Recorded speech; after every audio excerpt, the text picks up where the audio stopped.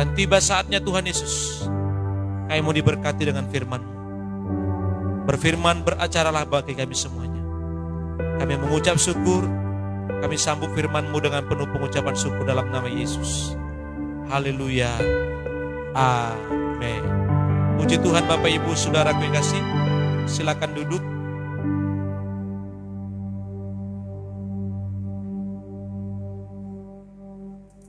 Puji Tuhan, shalom. Ya. Waktu beberapa menit kita akan bersama-sama mendengarkan kebenaran firman Tuhan, mendengarkan sabda Kristus Yesus melalui kebenaran firman Allah dalam pembacaan kita pada malam hari ini. Kita buka bersama-sama dalam kitab Yohanes pasal yang ke-16 ayat yang ke-7. Kitab Yohanes pasal 16 ayat yang ke-7. Saya akan bacakan kepada Bapak Ibu Saudara semuanya. Kitab Yohanes pasal 16 ayatnya yang ke-7. Namun benar yang kukatakan ini kepadamu adalah lebih berguna bagi kamu jika aku pergi. Sebab jika aku tidak pergi, penghibur itu tidak akan datang kepadamu. Tetapi jikalau aku pergi, aku akan mengutus dia kepadamu. Sekali lagi Bapak Ibu Saudaraku, Alkitab berkata demikian, namun benar yang kukatakan ini kepadamu adalah lebih berguna bagi kamu jika aku pergi. Sebab jikalau aku tidak pergi, penghibur itu tidak akan datang kepadamu. Tetapi jika aku pergi, aku akan mengutus dia kepadamu. Saudaraku yang kekasih, yang berbahagia malam hari ini, Yesus pergi artinya naik ke surga, Roh Kudus datang. Amin. Amin. Yesus pergi, naik ke surga, Roh Kudus datang. Katakan wow. Oleh karena itu Bapak Ibu Saudaraku, kita harus menyadari dalam hidup kita, berapa banyak di antara Anda dan saya atau umat percaya yang tidak menyadari betapa pentingnya peranan Roh Kudus di dalam setiap umat Tuhan, dalam setiap orang percaya, di dalam setiap perjalanan hidup yang Tuhan izinkan yang sementara ini di dalam perjalanan hidup kita. Betapa pentingnya Roh Kudus itu dalam setiap aktivitas kita. Berapa banyak kita sebagai hamba Tuhan, berapa banyak kita sebagai pelayan Tuhan, berapa banyak kita sebagai jemaat Tuhan, berapa banyak kita sebagai aktivis gereja yang tidak menyadari betapa pentingnya peranan Roh Kudus, betapa pentingnya Roh Kudus berkuasa atas hidup Anda dan saya. Sungguh sangat berbeda antara orang yang dipenuhi dengan Roh Kudus dengan orang yang tidak dipenuhi dengan Roh Kudus. Jadi sungguh berbeda orang yang dipenuhi dengan Roh Kudus dengan orang yang tidak dipenuhi dengan Roh Kudus. Pak Pendeta, apakah orang yang dipenuhi Roh Kudus semuanya perjalanan hidupnya baik-baik saja? Oh tidak. Saudaraku yang kekasih, begitu banyak perbedaan-perbedaan di antara umat Tuhan, hamba Tuhan, pelayan Tuhan, aktivis gereja, yang di mana perbedaan itu apabila dia dipenuhi dengan Roh Kudus dengan tidak dipenuhi dengan Roh Kudus itu sangat jauh berbeda. Itu sangat jauh berbeda. Perhatikan saja Bapak Ibu Saudaraku yang kekasih, orang-orang yang di luar sana yang hidupnya tidak percaya kepada Tuhan, walaupun dia mungkin saudaraku datang ke gereja, tapi gereja itu hanyalah sebuah simbolis bagi dia, tapi tidak pernah dia membaca firman Tuhan, tidak pernah merenungkan firman Tuhan, dan dia belajar apa? Dia tidak pernah belajar untuk apa? Mendengarkan kebenaran firman Allah. Dia datang hanya sekedar berkata, aku datang ke gereja supaya dosaku terhapus. Aku datang ke gereja supaya apa? Supaya aku masuk surga. Tetapi di luar sana Bapak Ibu Saudaraku, kelakuannya mencuri, kelakuannya menipu, kelakuannya berbohong, kelakuannya di luar sana seperti orang-orang dunia pada umumnya. Makanya Bapak Ibu Saudaraku, sangat berbeda orang yang dipenuhi dengan Roh Kudus dengan orang yang tidak dipenuhi dengan Roh Kudus. Seandainya Bapak Ibu Saudaraku, Roh Kudus itu berkuasa atas hidupmu dan engkau melakukan sebuah kesalahan, engkau melakukan sebuah pelanggaran, atau engkau berbohong, atau engkau menipu, pasti dengarkan baik-baik. Roh Kudus itu akan berbicara kepadamu bahwa apa yang kau lakukan itu salah.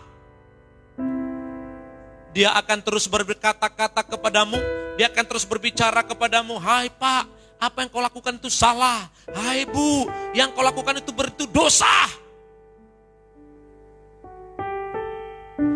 Roh Kudus akan berbicara terus.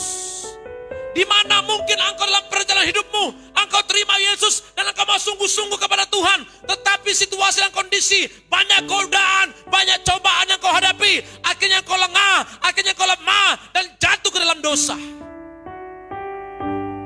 Tetapi percayalah Bapak Ibu Saudaraku yang kekasih, orang-orang yang dipenuhi dengan Roh Kudus itu sangat berbeda cara hidupnya dengan orang-orang yang tidak dipenuhi dengan Roh Kudus.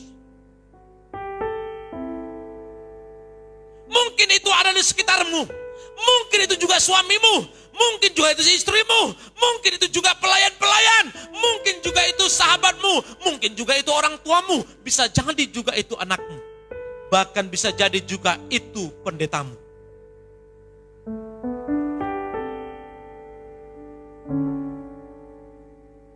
Oleh karena itu Bapak Ibu Saudaraku yang kasih,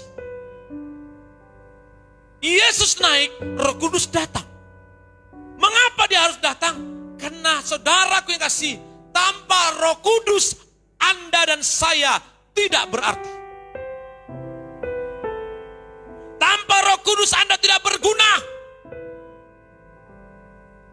Orang-orang yang tidak dipenuhi dengan Roh Kudus Bapak Ibu Saudaraku, maka yang pertama ciri-ciri yang akan Anda lihat Bapak Ibu Saudaraku adalah, pertama, kesombongannya yang muncul. Kesombongan yang muncul, keangkuhan yang muncul. Mentang-mentang dia punya harta, mentang-mentang dia kaya, mentang-mentang saudara kasih dia punya posisi jabatan, maka yang muncul adalah kesombongan. Dia orang percaya enggak? Ya, bisa jadi orang percaya. Dia orang Kristen enggak? Ya, bisa jadi orang Kristen. Tapi kok bisa Pak Pendeta? Keputusan itu ada di tangan Anda. Anda mau dipenuhi atau Roh Kudus berdaulat atas Anda, atau Roh Kudus tidak berkuasa atas hidup Anda, itu keputusan Anda. Jadi kalau Anda dan saya mulai sombong, kalau Anda sudah mulai angkuh, kalau Anda sudah mulai menganggap orang lain rendah, dengarkan baik-baik Bapak Ibu Saudaraku, itu tandanya Roh Kudus sudah mulai tidak berkuasa, atau bahkan tidak lagi berkuasa atas hidup Anda, atau Roh Kudus keluar dari hidup Anda. Sombong. Kesombongan adalah sesuatu yang tidak Tuhan kehendaki. Keangkuhan adalah sesuatu yang tidak Tuhan kehendaki. Sebabnya Bapak Ibu Saudaraku, betapa pentingnya ketika Roh Kudus berkuasa atas hidup kita. Maka ketika Anda dan saya mulai sombong dikit, Bapak Ibu Saudaraku mulai pamer-pamer dikit, maka Roh Kudus akan berbicara, hey bro, hey sis, hey pendeta Charles Manurung, ingat siapa dirimu. Camkan itu.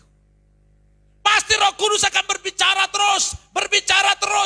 Ya, ketika engkau duduk, ketika engkau berjalan, ketika engkau mengendarai mobil, ketika engkau mau tidur, dia akan terus berbicara, dia akan terus menyampaikan sesuatu kepadamu. Apa yang disampaikan mengingatkan Anda dan saya, supaya Anda meninggalkan sesuatu sikap perbuatan yang tidak berkenan di hadapan Tuhan. Siapa yang pernah mengalami itu?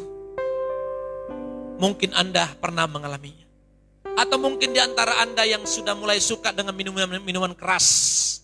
Ketika Anda sudah mengambil keputusan dalam sebuah pelayanan menjadi pengikut Kristus, Percayalah Roh Kudus itu ada padamu. Tetapi ketika engkau mulai karena rusak oleh pergaulan, maka engkau mulai minum minuman keras, pasti dengarkan baik-baik. Hatimu akan berbicara, Roh Kudus akan berbicara kepadamu. Dan dia akan terus berbicara, apa yang kau lakukan itu salah, apa yang kau lakukan tidak benar. Tinggalkan minuman keras itu, tinggalkan rokok itu. Dia akan terus berbicara kepadamu.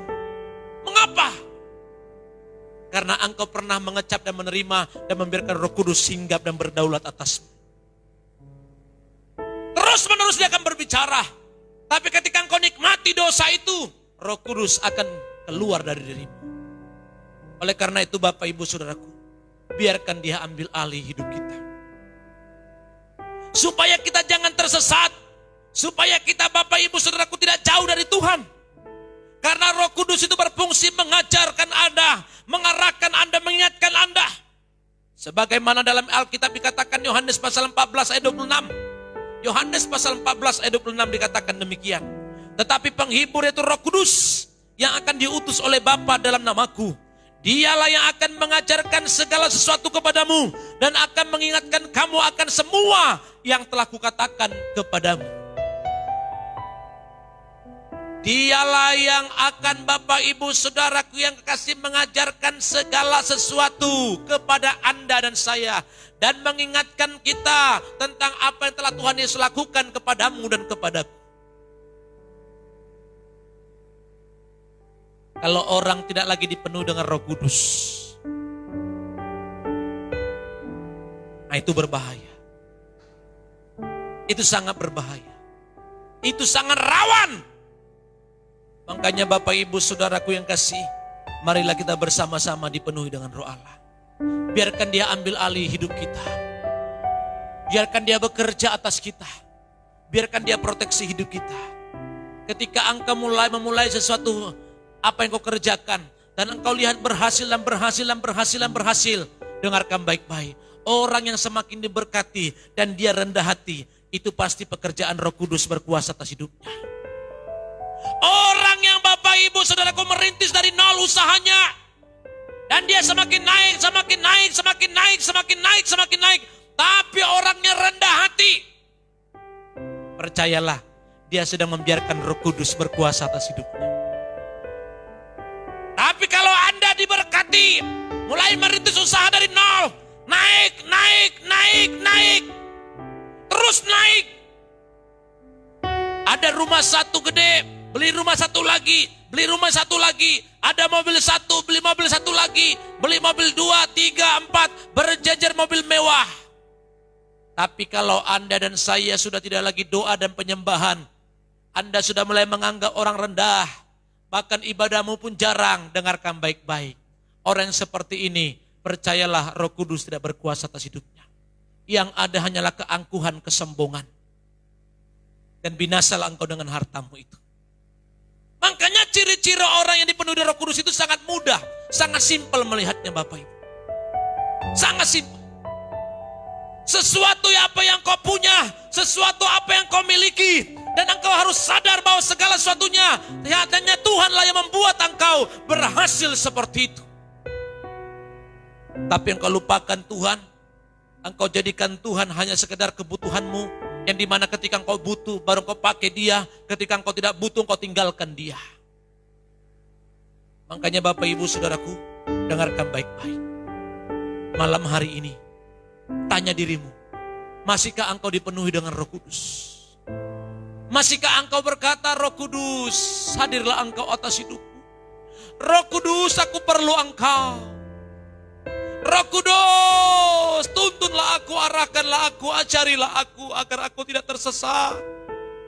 Roh Kudus, berkuasa atas hidupku agar aku tidak sombong dan angkuh. Seringkali egoku yang muncul, kesombonganku yang muncul, ketamakanku yang muncul, sifat pelitku yang muncul, sifat kikirku yang muncul. Roh Kudus, aku ini mudah sakit hati, aku ini mudah kecewa. Hadirlah engkau atasku.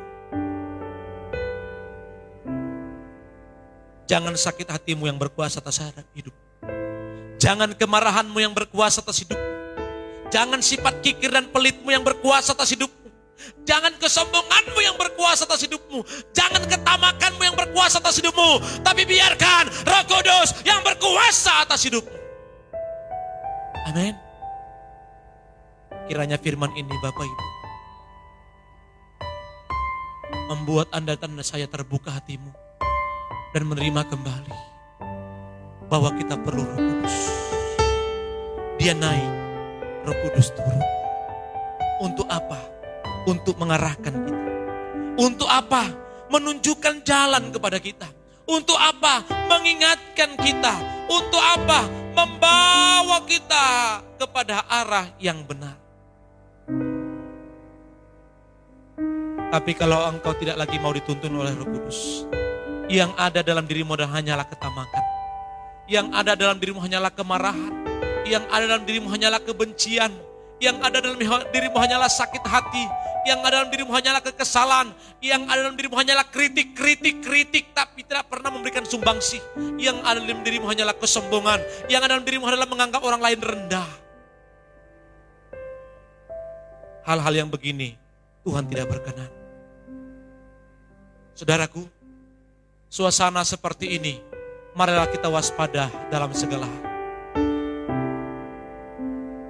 Jangan sampai saudaraku kejadian-kejadian yang dialami oleh banyak orang karena COVID, kita mati sia-sia. Karena hidup kita tidak dipenuhi dengan Roh Kudus. Kita tidak tahu kemana kita pergi. Seperti yang saya katakan, COVID ini saudaraku, itu seperti main lotre. Bisa kena, bisa tidak. Tetapi betapa disayangkannya hidupmu. Engkau bangun kekristenanmu 15 tahun. Engkau bangun kekristenanmu 20 tahun. Engkau bangun kekristenanmu 30 tahun. Engkau berkata, sejak dari aku kecil, aku sudah Kristen. Sejak dari aku sudah orang percaya. Tapi betapa sayangnya ketika hidupmu tidak dipenuhi dengan Roh Kudus. Sampai hari ini engkau masih mudah sakit hati. Sampai hari ini engkau masih gampang kecewa. Sampai hari ini engkau, saudaraku, masih menyimpan dendam. Keangkuhanmu, kesombonganmu, sifat pelit kikirmu menguasai hidupmu. Tahu-tahu COVID menimpa kita. Betapa sayangnya engkau membangun kekristenan. Mari bangun kembali sesuatu yang rusak. Dengan cara apa? Hadirkan Roh Kudus. Biarkan dia memproteksi semuanya. Memperbaiki semuanya. Supaya kita mengalami pemulihan.